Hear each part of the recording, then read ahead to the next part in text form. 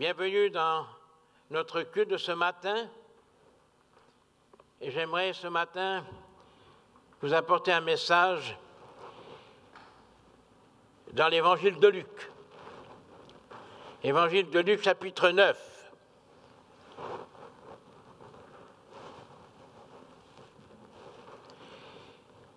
Luc 9 et versets 57 à 62.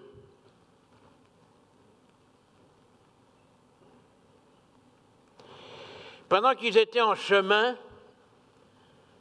un homme lui dit, « Seigneur, je te suivrai partout où tu iras. » Jésus lui répondit, « Les renards ont des tanières, les oiseaux du ciel ont des nids, mais le Fils de l'homme n'a pas où reposer sa tête. » Il dit à un autre, « Suis-moi. » Il répondit, « Seigneur, permets-moi d'aller d'abord ensevelir mon Père. » Mais Jésus lui dit, « Laisse les morts ensevelir les morts.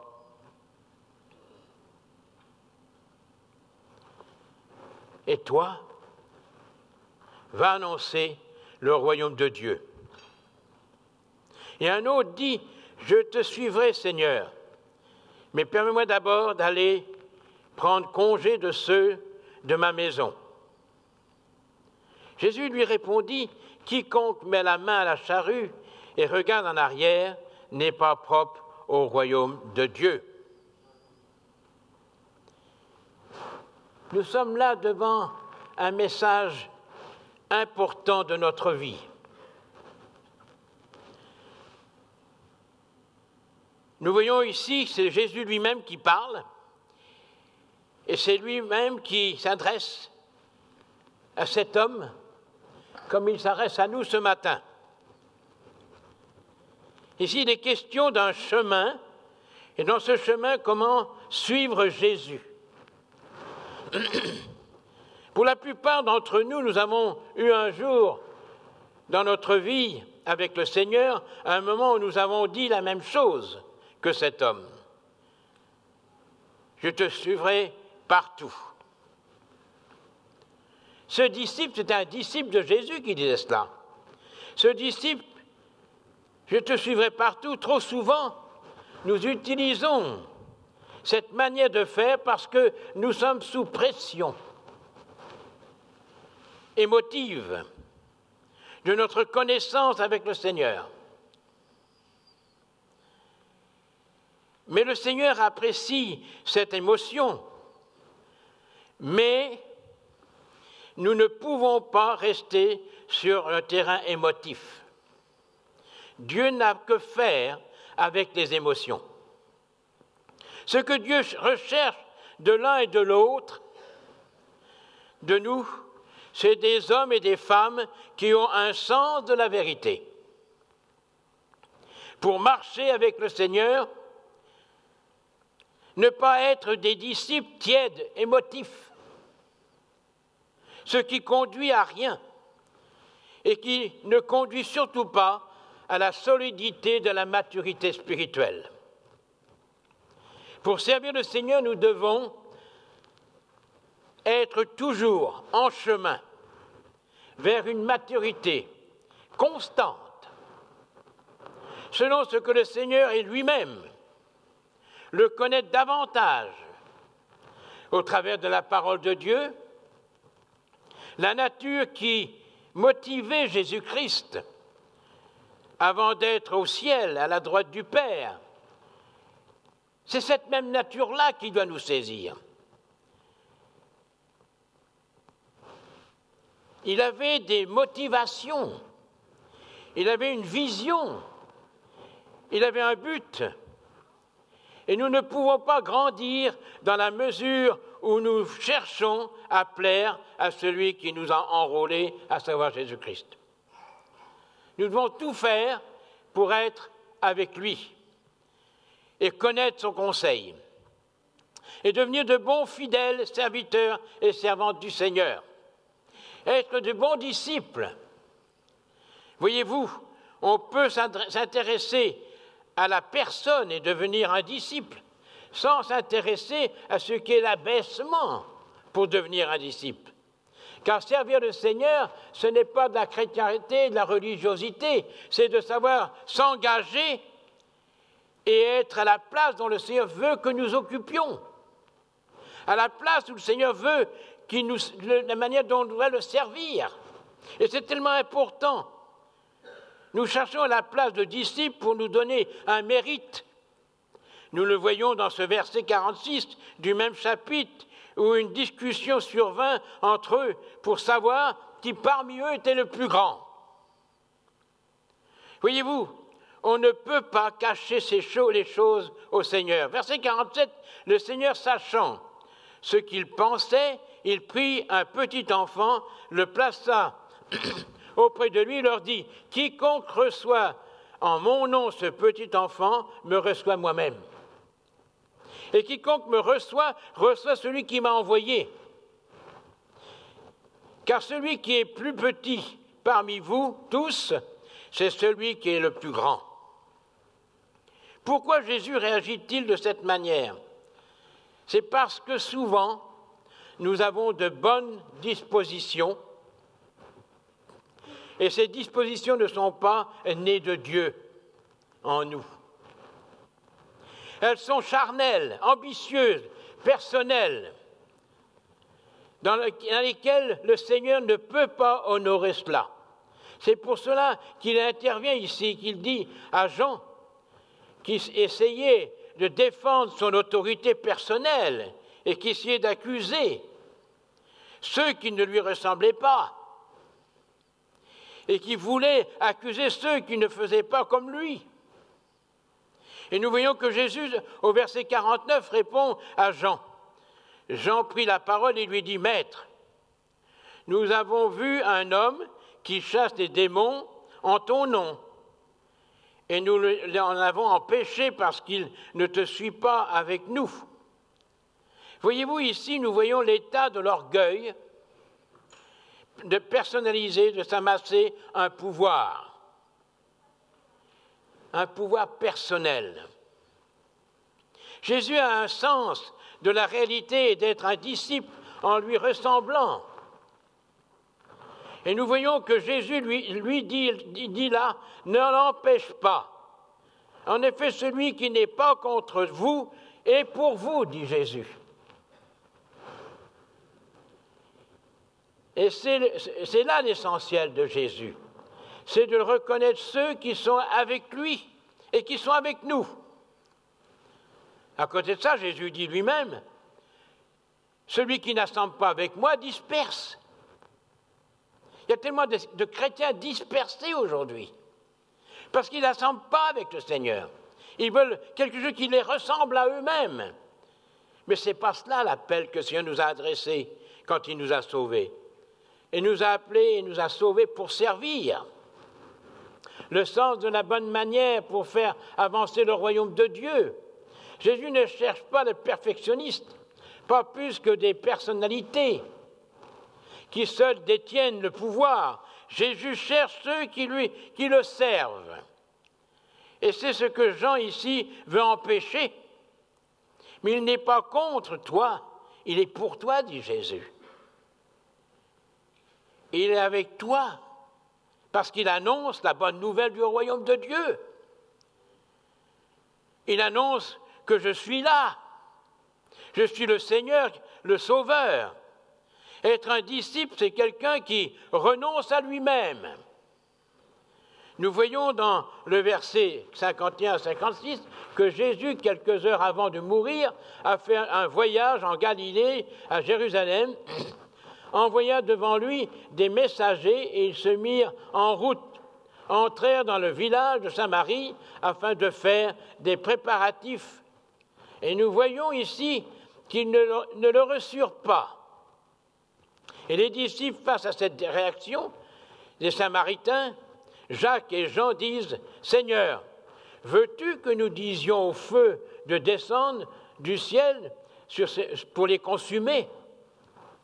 Voyez-vous, cette réaction, cette sorte de réaction, tout de suite charnelle, est créée un pouvoir destructeur au lieu de construire. Jésus se tournant vers eux et les reprit sévèrement en leur disant « Vous ne savez de quel esprit vous êtes animés ?» Souvent, nous avons des propos et des attitudes de réflexion violentes qui ne sont pas à la mesure du disciple de Jésus. Jésus les reprend sévèrement ici. Vous ne savez pas de quel esprit vous êtes animés. Pourquoi ?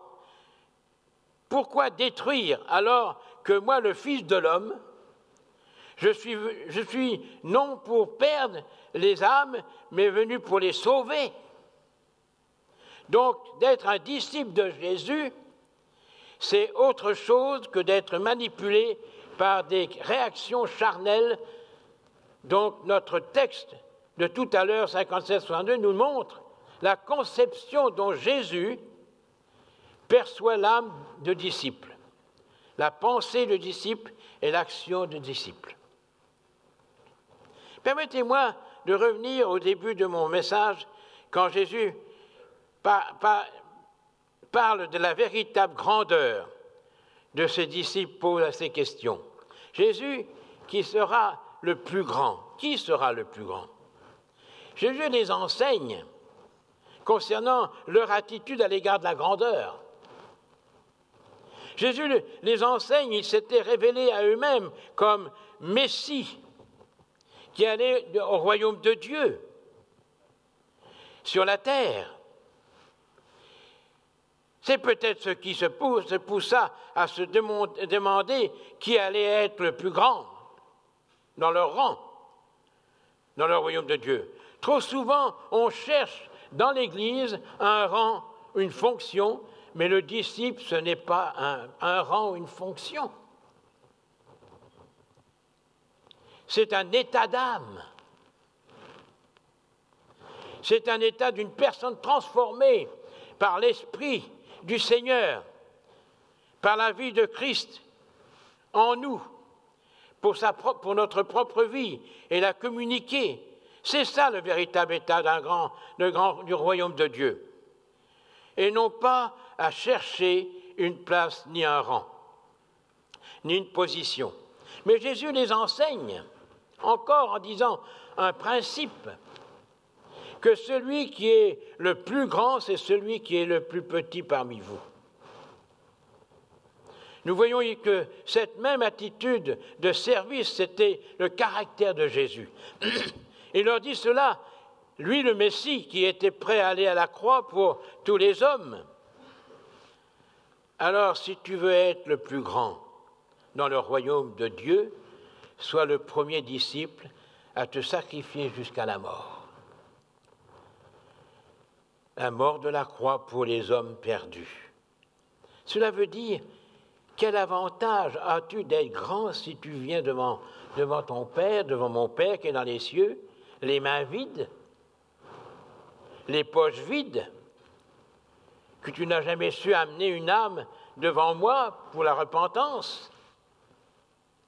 Nous voyons que Jean avait essayé d'empêcher un homme de chasser les démons. Au nom de Jésus. Sa motivation pour agir ainsi était que cet homme ne le suivait pas, n'était pas comme lui. Selon sa conception, selon son caractère, selon ses ambitions personnelles. Jean pensait que s'il ne lui ressemblait pas, c'est un homme qui ne pouvait être de la trempe des 12. Que Jésus avait choisi, parce que les 12 pouvaient aussi chasser les démons.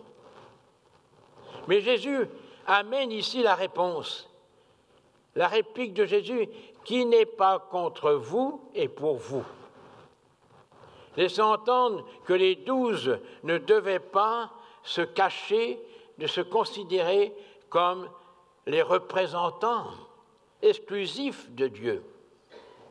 Cela voulait dire aussi qu'ils servaient l'Église. Ils n'étaient pas les représentants exclusifs. Ils étaient dans l'Église du Seigneur, que le Seigneur lui-même avait établie, mais ils n'étaient pas exclusifs.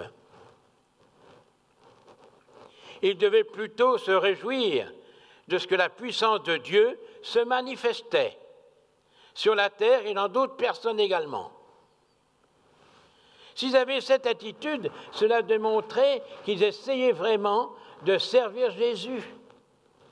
Nous considérons ici que dans le peuple de Dieu auquel le Seigneur se réfère pour construire son Église, certains ont une trop haute opinion d'eux-mêmes et qu'ils arrêtent le royaume de Dieu par leur attitude.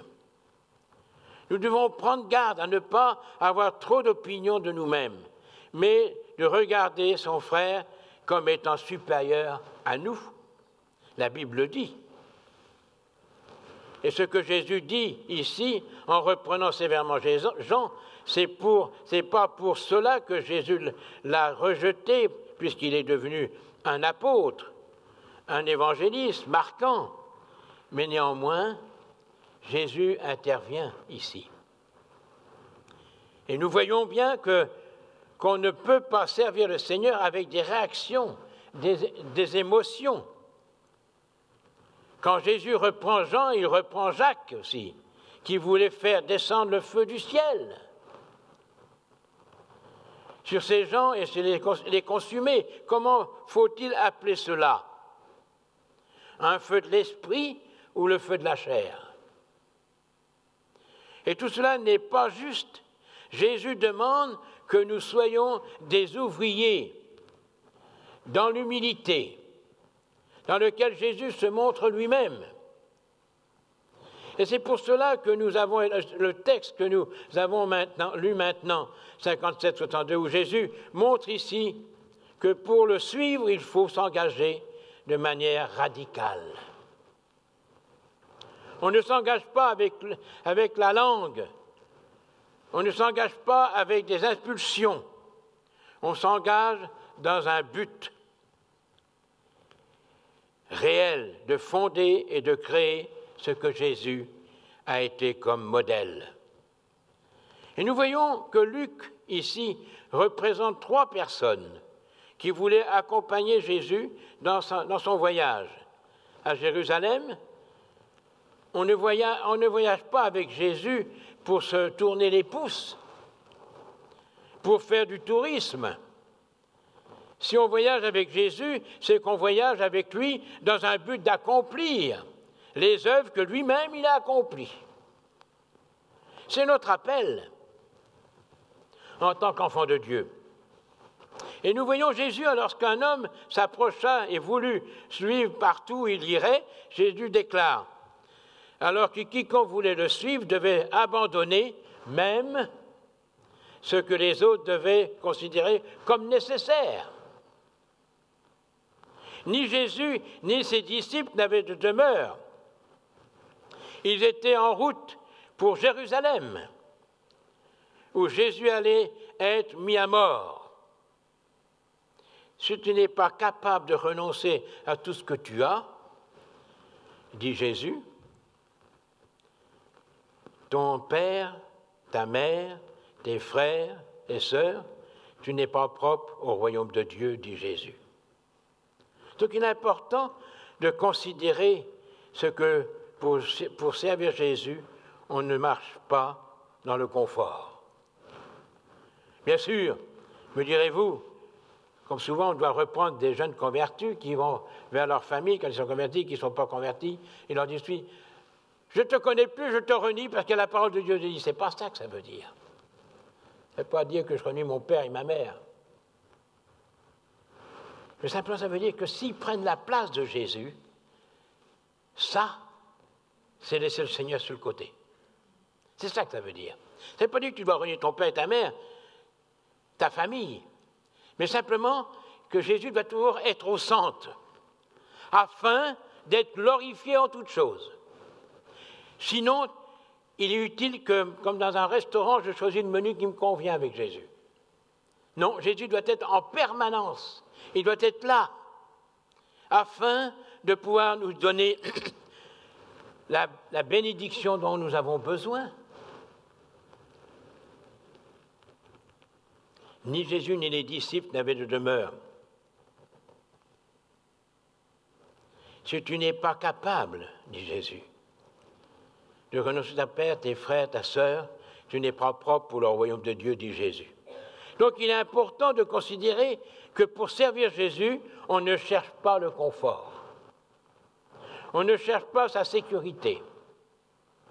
On ne met pas ces choses en avant. C'est pour cela que Jésus les avertit. Vous voulez me suivre? C'est très bien. Mais voilà les conditions. Les renards ont des tanières, les oiseaux du ciel ont des nids, mais moi, le Fils de l'homme, je n'ai pas de quoi reposer ma tête. Voilà les conditions dans lesquelles le confort que vous recherchez doit s'identifier à ce que je suis, dit Jésus. Ce n'est pas que Jésus est contre que nous ayons une villa, une maison, un lit confortable. Encore, je reviens là à la même chose. Simplement, il faut savoir interpréter le langage de Jésus. Vous devez savoir vous sacrifier sur beaucoup de choses pour pouvoir me servir. Ce n'est pas quelque chose d'humiliant, c'est quelque chose d'important d'accepter cette condition-là. C'est quelque chose qui honore Dieu, qui élève Dieu dans notre vie et qui accomplit à travers cette humilité l'œuvre parfaite de la croix, la résurrection miraculeuse du ciel. C'est ainsi qu'on peut grandir et nous devons apprendre ces choses. Voyez-vous, j'ai distribué mercredi, ceux qui en ont pris mercredi n'en prendront pas aujourd'hui, il m'en reste quelques-unes. J'ai copié cela pour vous, ceux qui veulent le prendre, d'un témoignage d'une femme qui était employée dans la tour du 11 septembre, qui se sont écroulées, s'est retrouvée au 12e étage sous les décombres. C'est une des seules rescapées. Elle témoigne. Elle avait connu le Seigneur et est devenue rétrograde, elle avait abandonné le Seigneur pour pouvoir se divertir, danser, etc., avoir la fête. Et voici qu'elle s'est retrouvée dans ce désastre. Et elle avait autour d'elle tous des cadavres, elle touchait tous, elle se rendait compte que tous ses collègues étaient morts. Je ne vais pas tout vous raconter, sinon vous n'aurez pas intérêt à le lire. Et elle était là toute seule, et toute sa vie a repassé devant elle. Elle a dit, Seigneur, je t'ai abandonné. Je t'ai abandonné, Seigneur. Peux-tu me donner une seconde chance? Peux-tu me donner une seconde chance? C'est sa seule prière. Et tout d'un coup, elle a senti une main qui venait la toucher. Une main chaude. Puis elle a pensé que c'était un collègue qui était vivant. Puis cette main chaude est venue là, elle s'est endormie dans le creux de sa main, puis avant de s'endormir, il y a quelqu'un qui lui dit « Ne crains pas, tout ira bien. Mon nom c'est Paul. » C'est un ange, ce Paul. Il dit « Ne crains pas, tout ira bien. » Il avait tous les décombres, tous les morceaux de fer, des décombres qui lui entraient en tout le corps. A été complètement blessée à mourir. Elle était là 36 heures ou 48 heures, je crois, avec ses bouts de doigts qui sortaient des décombres comme ça. Personne ne pouvait la voir. Et au bout de 48 heures, elle a senti quelqu'un qui venait, c'était les pompiers qui l'ont sorti. Et les médecins ont dit, elle ne se remettra jamais. Elle sera dans une chaise roulante. Elle est perdue. Mais elle avait dit, Seigneur, je reviendrai et je te servirai. Et quand elle est arrivée à l'hôpital, il y a son concubin qui est venu vers elle. Et elle lui dit, ne m'embrasse pas. Ne me touche pas. Parce que nos vies ne sont pas en ordre avec Dieu et j'ai promis au Seigneur de m'engager avec lui. Il m'a donné la vie, je vais lui donner pour servir. Je peux comprendre que cet homme devait être blessé, mais enfin, elle répondait au Seigneur. Et pour finir, ce concubin l'a persuadé qu'ils allaient se marier ensemble. Ils se sont mariés, ils sont maintenant dans cette grande église à New York, où mes enfants y vont régulièrement quand ils vont là-bas. Elle est là, dans le témoignage. Elle a retrouvé toute la vitalité de son corps. Les médecins n'y comprenaient rien. Voyez-vous, marcher avec le Seigneur, c'est voilà les conditions à remplir. Notre sécurité se met en route à partir du moment où le Seigneur peut y voir clair avec nous. À partir du moment que le Seigneur peut dire « Oui, je te reconnais comme mon disciple ». Au 59, Jésus en appela un autre en lui disant les mêmes paroles par lesquelles il avait été appelé ses disciples. La réponse de cet homme selon lesquelles il devait d'abord ensevelir son père. Il dit à un autre « Suis-moi ». Nous voyons ici que c'est l'heure d'une décision personnelle. « Suis-moi ». Il lui dit simplement « Suis-moi, décide de quelque chose avec moi. Décide de montrer ce que tu veux être avec moi. Décide de me montrer, de me prouver que tu es devenu mon disciple. » Il lui répondit, « Permets-moi d'abord d'aller ensevelir mon père. » C'était légitime. Vous êtes d'accord avec moi? Mais pourquoi Jésus dit cela? C'est parce qu'il a mis d'abord son père à la place de Jésus. Jésus n'a pas envie qu'il reste son père sur son lit de mort. Mais simplement, Jésus dit, enlève les morts, ensevelir leurs morts. C'est une parole de mort qu'il dit à Jésus. Alors que Jésus est la vie. C'est Jésus qui est la vie. Alors Jésus lui dit, reçois la vie plutôt que la mort. Voyez-vous comment souvent on mélange l'Écriture et on perd notre équilibre spirituel parce qu'on donne nos propres pouvoirs à la place de la parole de Dieu. Nous devons comprendre cela. Jésus lui dit, laisse les morts ensevelir les morts, et toi, va annoncer le royaume de Dieu. Alors vous me direz, c'est quand même terrible d'avoir son père qui est mort à la maison et de ne pas pouvoir s'en occuper. Mais ce n'est pas comme ça qu'il faut réagir. Il faut dire seulement, Seigneur, je suis près de toi jusqu'à la mort. Je te suivrai partout, nous avons chanté ce chant. J'ai bien aimé ce chant qui vient de m'aider dans ma prédication ce matin.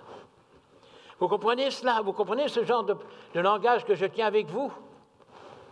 Aujourd'hui, on n'aime pas entendre ces choses-là. L'Église de ce siècle d'aujourd'hui est difficile à vivre. Parce qu'on met d'abord les intérêts personnels à l'avance. Oui, je suis chrétien comme tout le monde, mais. Et les églises sont mortes. Il n'y a plus rien, parce qu'on met Jésus sur le côté. Si tu es préoccupé par la mort des tiens plus que moi, alors tu n'es pas vivant de moi, et tu ne vis pas de ma nature. Puisque tu mets en avant ce qui était personnel, si proche. Et moi, qu'est-ce que je suis, dit Jésus. Nous voyons ici, quand Jésus pose la question à ses disciples, il dit à Pierre, « Et vous, que dites-vous que je suis ?» C'est la même expression ici. Il dit à un autre, « Suis-moi », mais il met un veto. « Que veux-tu que je sois pour toi ?» Si c'est la mort qui prend plus de place que la vie que je te propose, ton appel pour moi doit être d'annoncer le royaume de la vie, le royaume de la gloire de Dieu, le royaume de Dieu sur la terre, dans la vie des hommes qui sont morts, afin qu'ils vivent et qu'ils vivent en eux. C'est cela le vrai disciple. La réponse de cet homme, selon lequel il voulait ensevelir son père, a été interprétée de diverses manières. Peut-être désirait-il aussi recevoir l'héritage de son père avant de l'enterrer, quiconque on peut penser. Ce qui compte, c'est le choix que tu fais de lui. Quiconque, c'est la manière dont tu interprètes les significations de la parole de Dieu.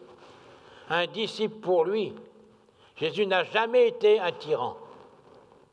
Jésus est un être de la vie, c'est un être de bonté, d'amour. La réplique de Jésus laisse les morts ensevelir les morts, laisse entendre que les morts spirituels ici, ceux qui n'ont pas de vie de Christ en eux, peuvent enterrer leurs morts physiques. En fait, la proclamation du royaume de Dieu ne pouvait attendre. Si tu es disciple, suis-moi maintenant, et pas par un autre chemin. C'est maintenant. Et bien entendu que si cet homme était parti avec Jésus, cela aurait fait du scandale, évidemment, dans la communauté. Mais il était plus important de proclamer le royaume de Dieu, de suivre Jésus. Un disciple doit donc s'engager de façon radicale. Au moment où ta vie de tous les jours prend plus de place que Jésus, tu te préoccupes plus que Jésus, te préoccupes plus que l'Église, à partir de là où l'Église est en second plan par rapport aux intérêts, ne te réclame pas d'être un disciple. Un disciple, il est là où Jésus se trouve. Un disciple, il fait ce que Jésus a demandé de faire. Un chrétien, un véritable chrétien, c'est un disciple de Jésus. Ce n'est pas quelqu'un qui se décore d'un titre. C'est pour cela que Jésus intervient de manière sévère ici. Laisse les morts enterrer les morts. C'est à nous de savoir la manière dont nous voulons servir le Seigneur dans notre vie. Si ta foi est limitée qu'à peu de choses, tu recevras peu de choses. Alors que Jésus n'imposait ni rien aux premiers, Jésus n'imposait pas qu'ils viennent dire « Mais Seigneur, nous te suivrons partout ». Jésus ne leur a pas posé la question, c'est eux qui posent la question. « Ah oui, vous voulez me servir ?» Alors voilà ce qui est. Vous comprenez? Et souvent, nous avons fait cela dans notre vie chrétienne. Au début, quand on est sous l'émotion, « Seigneur, je te suivrai partout ». Puis en chemin, malheureusement, l'usure est venue. Il y a bien des choses qui ont changé. Ce qui est important avec le Seigneur, c'est ce qu'il voit. C'est ce qu'il connaît de toi. C'est ce qu'il vit au travers de toi. C'est ce que tu lui donnes de toi. De cette manière qui intéresse Jésus. Ce n'est pas ta décision qui est importante. C'est ce qui sera le résultat de ta décision. C'est ainsi que le royaume de Dieu est annoncé et que le royaume de Dieu avance. Un autre dit, je te suivrai, mais permets-moi d'aller prendre congé de ceux de ma maison. On est rempli d'excuses, de questions qui prennent la place de Jésus, le projet dans lequel Jésus ne se trouvait jamais. Et Jésus lui dit, en quiconque met la main à la charrue, n'est pas bon pour le royaume de Dieu. Regarder en arrière, c'est de regretter ce que j'étais avant. Et c'est ce que Jésus fait sortir ici. Tu regrettes ton passé? Si tu regrettes ton passé, évidemment, va prendre congé de tes amis à la maison. Mais si tu ne regrettes pas que la grâce est sur toi, alors continue à avancer avec moi, et demain tu pourras voir tes amis et leur prêcher l'Évangile. C'est tellement important de connaître la pensée de Dieu. La parole de Jésus ici souligne que le message du royaume de Dieu était plus important que quoi que ce soit, plus même que les membres de notre famille, ni le message de la bonne nouvelle. Vous savez, moi je suis un dernier enfant d'une famille de 11 enfants. Et je suis le seul converti. Ma chère maman avait une forme de religiosité. J'en parle un peu si vous lisez mon livre que je vous présente tout à l'heure. Vous verrez dedans ce que je dis d'elle. Mais ma maman elle avait une foi qui était vivante et qui agissait en conséquence. Évidemment, quand on allait dans la famille, il ne fallait pas parler de Jésus.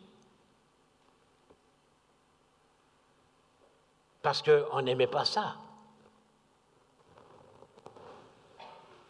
Mais aujourd'hui, ça n'a pas d'importance. On se tait. Mais ça ne veut pas dire non plus qu'on doit venir comme des boxeurs dans la famille, puis absolument faire pénétrer l'Évangile à tout prix, mais simplement que notre témoignage soit un témoignage de vie. Un témoignage qui amène l'envie de connaître davantage. Ta décision, tu dois de prendre ta décision sur le champ. Et tu pars avec lui où tu restes là, devant, et tu abandonnes. La Bible nous dit qu'il y a des hommes qui sont des hommes irrésolus, qui ne tiennent pas leurs décisions. Et Jésus dit, chapitre 10, priez donc le maître d'envoyer des ouvriers dans la moisson. La moisson est prête, il y a peu d'ouvriers. Priez donc le maître d'envoyer des ouvriers.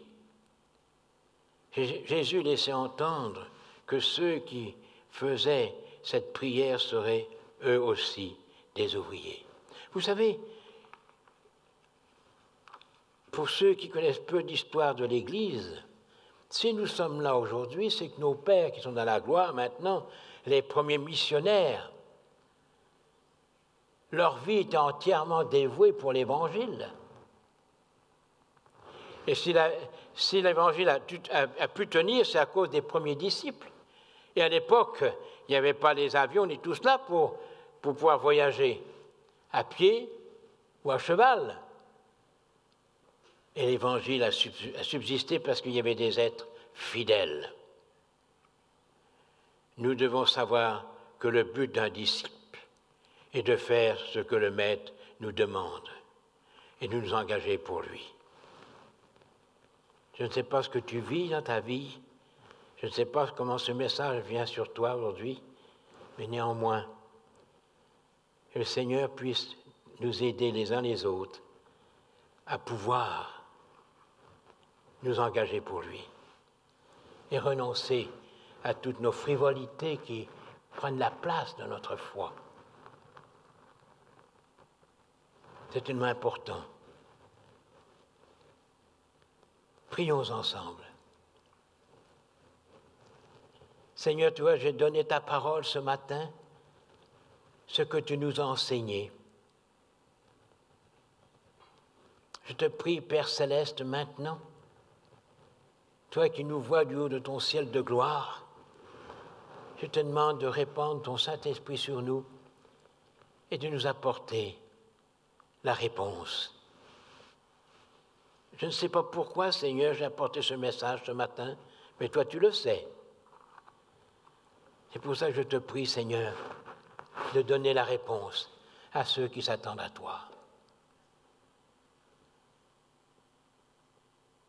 Merci, Seigneur, pour tout ce que tu fais. Merci, Seigneur Jésus. Je te prie pour mes frères, pour mes sœurs. Je te demande d'agir, Seigneur, par ton Saint-Esprit. Peut-être quelqu'un a été concerné par ce message. Peut-être quelqu'un s'est reconnu dans ces paroles et qui aimerait refaire un pas de plus avec le Seigneur et qui aimerait renouveler de lui dire, Seigneur, je veux te suivre. Si tel est ton cas, lève-toi à ta place, je prierai pour toi, afin que le Saint-Esprit puisse te renouveler. Seigneur, je te suivrai partout. Quoi qu'il en soit, c'est quand même Jésus qui a le dernier mot quand nous quitterons cette terre. C'est bien qu'il nous connaisse ici-bas.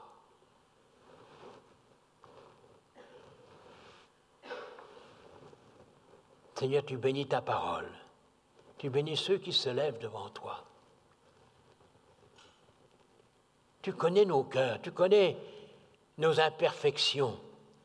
Tu connais nos oublis par les difficultés de la vie.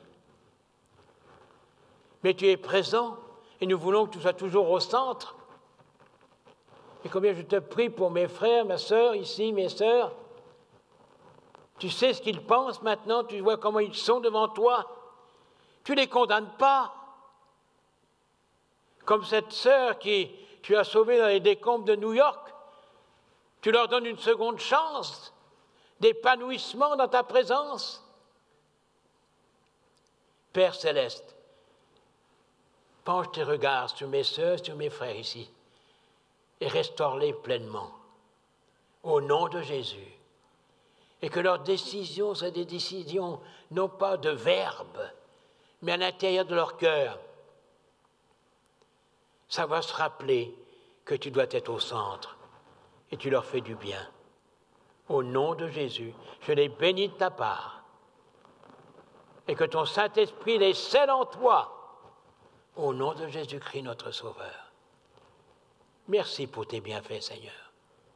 Merci pour ta douce présence, au nom de Jésus. Amen.